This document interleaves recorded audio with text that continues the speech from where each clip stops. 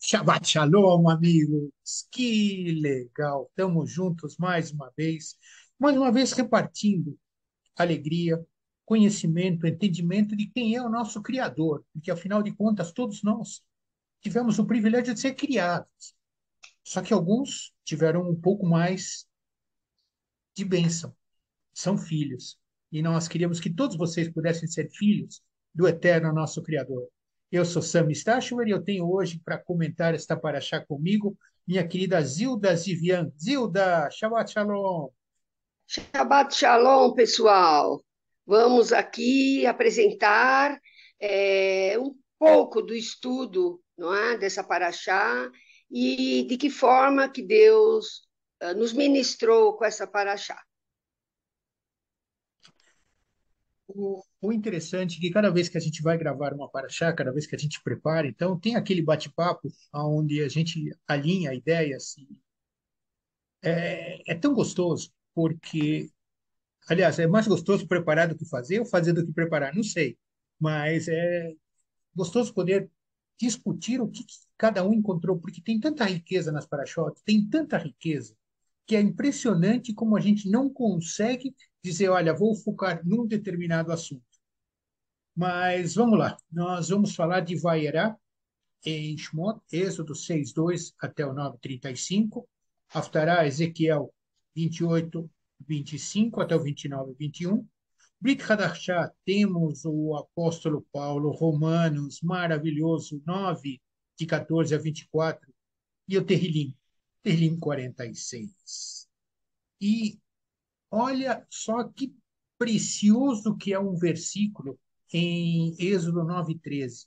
Disse o Adonai a Moshe: levanta-te pela manhã cedo, apresenta-te a Faraó e dile-ás: assim diz o Adonai, o nosso Elohim, o Elohim dos hebreus: deixa ir o meu povo para que me sirva. Gente, não é o povo do Joãozinho, não é o povo de ninguém, é o povo do Eterno. Quando eu comecei dizendo para vocês de que somos todos sua criação, verdade, foi ele que é o nosso criador. Mas, gente, você aceitou realmente ele para ser o teu senhor? Porque se você aceitou, maravilha, ele é teu pai. Agora, tem uma passagem aqui que é fantástica. Deixa ir o meu povo para que me sirva. Ou seja, tem uma condição. Não basta ser povo, você tem que servir a quem? Ah, mas sabe o que que é? Eu tenho obrigações. Todos nós temos obrigações, mas eu acho de que você precisa tomar uma definição com relação a uma pirâmide. Em primeiro lugar, o eterno, família e depois o trabalho. A quem você vai servir? A quem você vai servir? Não se omita na sua família, não se omita o trabalho. Mas lembre-se de que todo o trabalho a ser feito precisa passar pelo crivo do Eterno. É por isso que nós chamamos ele Deus, o El Shaddai, o Todo-Poderoso. Mas vamos lá.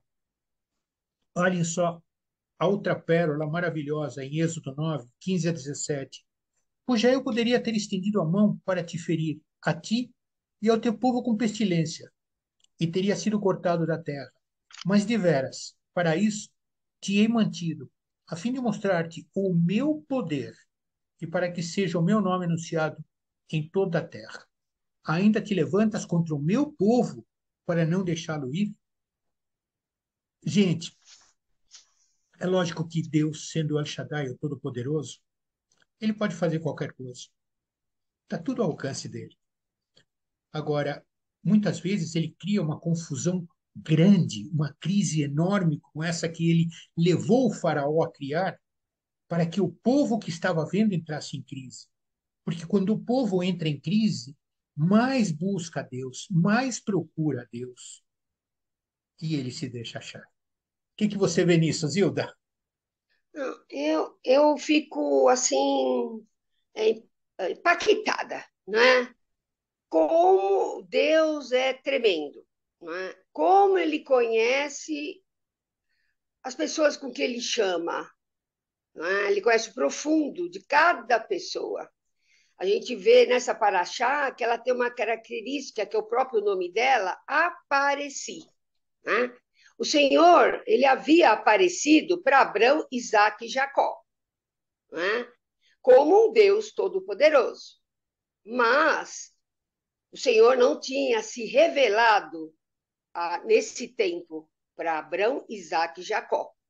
Nesse momento, o Senhor, ele lembra daquela aliança, vê o sofrimento do povo escravo no Egito, sendo maltratado, humilhado, né? O povo lamenta, pede ajuda do Senhor, né? E o Senhor reconsidera, mas ele quer vir e mostrar para o seu povo quem é ele, de verdade, né? De uma outra forma. Então, o Senhor, ele vem nesse momento com o propósito de mostrar quem ele é, que o poder, a sua mão de poder, não é? E a maneira como ele opera e usa pessoas de instrumento com o propósito. Né? Então, é incrível, porque a figura de Moisés e Arão, não é? Eles tinham as limitações pessoais, físicas, cada um com as suas características, não é?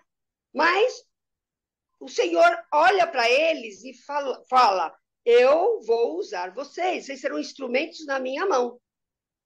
Porque através da minha mão eu vou usar vocês para vocês gerarem sinais e maravilhas, né? Mesmo que eles não estivessem entendendo exatamente o que seria tudo isso. E ele usa a figura do faraó, né, para ser um instrumento para que, a partir do endurecimento do coração de Faraó, né, fosse operado o poder e as maravilhas de Deus. Então, que Deus tremendo é esse? Não é? Como ele tem todas as estratégias, não é? Para cumprir o propósito que ele tem, né? Então a gente vê nessa paraxá, né, que quem conhece um pouco, já ouviu falar das pragas, não é? E todas essas pragas, nesse trecho, nós temos 7 pragas, né? Na próxima paraxá teremos o restante das pragas, né? Mas tudo foi, não é? No propósito de Deus para mostrar a sua mão de poder, não é? Para os egípcios e para outros povos, que Deus era esse desse povo, e para o próprio povo, porque a gente depois vai ter uma situação sobrenatural, né? Que é a abertura do mar e tudo que a gente vai ver na próxima paraxá. Mas que coisa tremenda, né? Quando a gente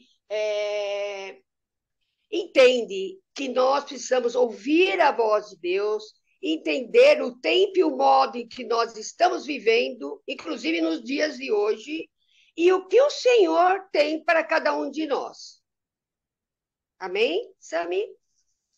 Então, olha só que coisa fantástica. Nós falamos em maravilhas e, na verdade, para você ver maravilhas, existe uma condição, e é uma condição que Deus repete, principalmente no livro de Devarim, Deuteronômio, pelo menos que eu me lembro 4 vezes.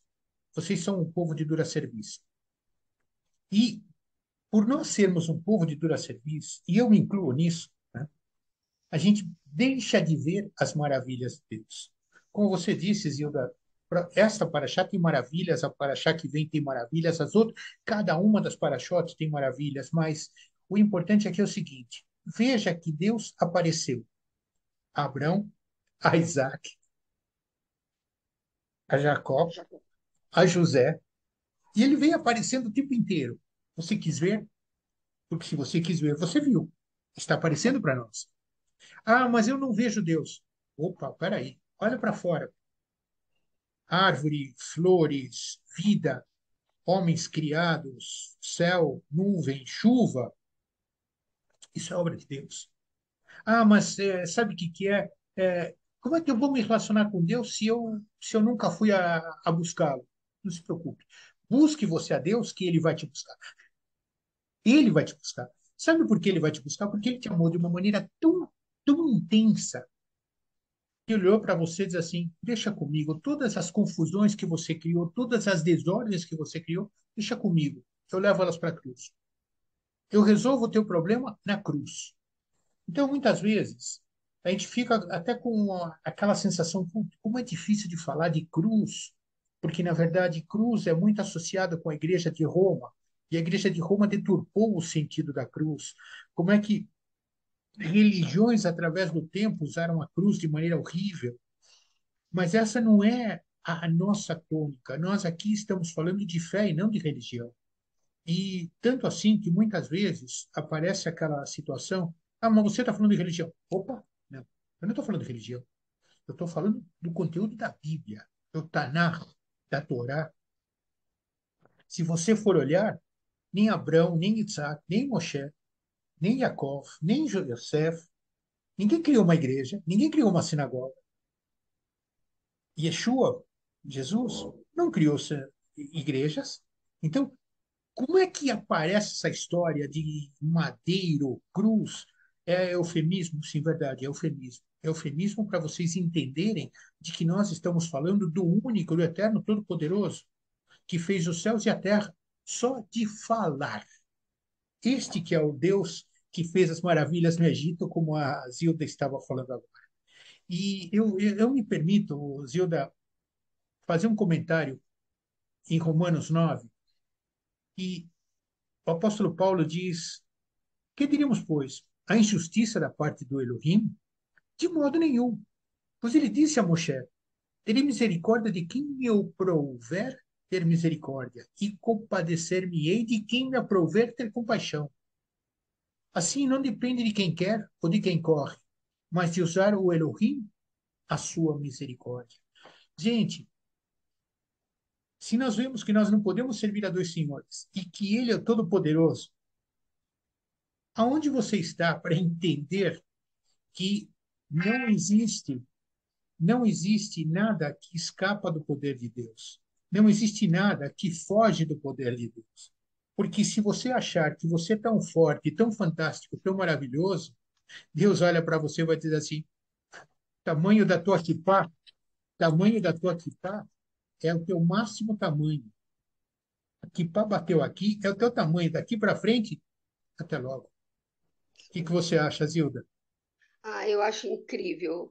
E eu acho que é incrível que a gente não pode perder a oportunidade dessa paraxá, porque ela reforça, né, que o Senhor veio nessa paraxá, não é, para tirar o povo de uma escravidão para a libertação, né?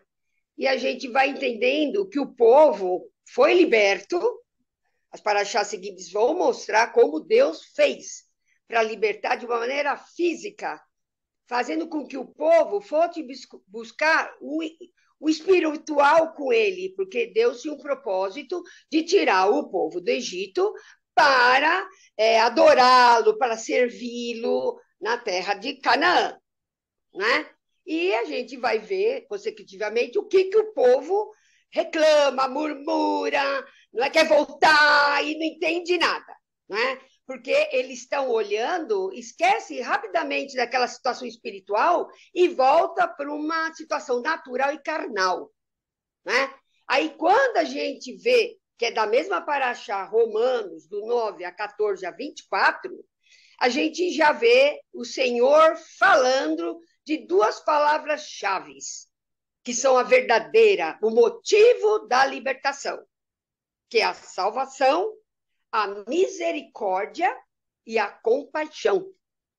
Então, nós nos tornamos seres humanos e espirituais transformados no coração pelo sacrifício da cruz. Então, apareceu também, né? Por isso que faz parte, né? Se revela o plano e o propósito de Deus para o seu povo. E aqui nessa situação é para os não gentios, o povo judeu, e os gentios, com Yeshua. Ok, Sami? É impressionante, porque realmente a revelação de Deus é para quem o buscar, independente de ser Yehudi, Bnei Israel, Goim, diasporados, não importa, não importa. O importa, sim, é que você busque o teu Elohim para que ele apareça, porque ele está aí, ele só está esperando. Eis que estou à tua porta e bato. Se você me deixar entrar, eu cearei contigo. Ele é o cavalheiro. Então, se nós podemos sugerir alguma coisa para esse teu Shabat, é que você apareça. Não Deus como apareceu a Abraão, a Isaac, a Jacob. Você apareça na frente do teu Deus e diga para ele: Senhor, preciso de ti, vem morar comigo. É isso que nós queríamos compartilhar contigo, para teu Shabat ser especial, que você apareça diante do Eterno e deixe ele ser teu Elohim. Um Shabat de muito shalom para vocês. Shabbat com muito shalom.